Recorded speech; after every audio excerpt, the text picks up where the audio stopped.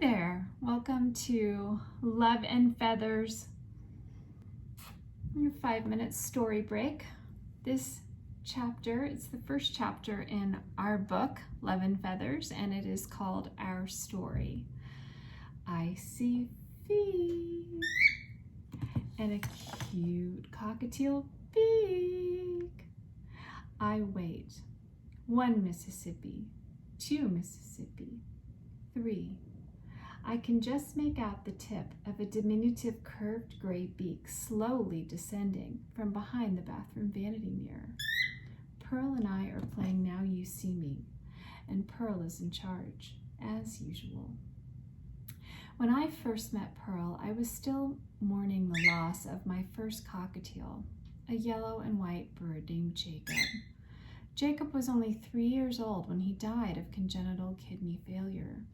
His death is still one of the most painful memories of my life. I did not, I repeat, not want another cockatiel after Jacob passed. But my parents knew how much I loved birds, and they staunchly believed that a new avian companion could heal me in a way that even time likely would not.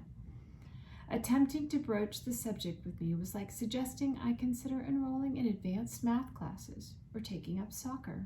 I simply wouldn't hear of it.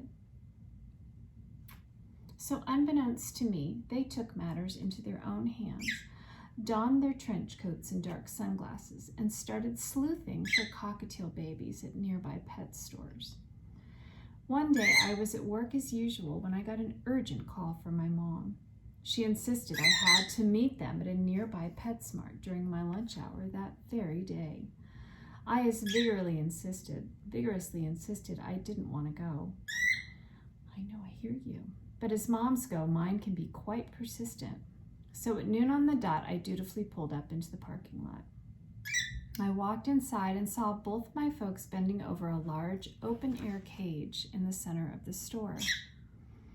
The cage held at least a dozen exceptionally cute cockatiel babies. The closer I got to the cage, the more reluctant I felt. I wasn't ready. My mom was too pushy. How could she? She should realize I couldn't stand to lose another bird, especially so soon after Jacob's death. As I watched the energetic yellow and white fledglings climbing all over each other to compete for treats and attention, I almost turned on my heel and walked back out the front door. But then I saw him.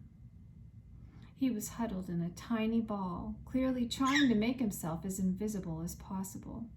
He was a very small gray cockatiel, the obvious runt of the litter, his eyes droopy with fatigue and his downy chest feathers still matted with baby bird formula. I know. He saw me at about the same moment I saw him, and we moved towards each other instinctively. I know, sweetheart. As I gently lifted him up in my hand, he was so tiny he barely filled my palm. I saw that he was missing claws from each foot. The bird manager softly informed me that this baby's left wing was badly damaged as well, and he would probably never fly. The staff suspected his siblings were to blame. I observed how the older, stronger birds totally ignored him unless he happened to get in their way. If this happened, they barreled right over him as if he wasn't even there. Different species aside, I knew exactly how he felt. The runt of the litter, the ugly duckling, the one who looked and felt so different, the one who, try as he might, just didn't fit in. I looked at him and whispered softly, "You are love with wings, aren't you?" Yeah. The baby pivoted his tiny gray head, huge, round, black eyes gazing up into mine. He started to try to climb up my arm, but his weak and mostly clawless toes wouldn't oblige.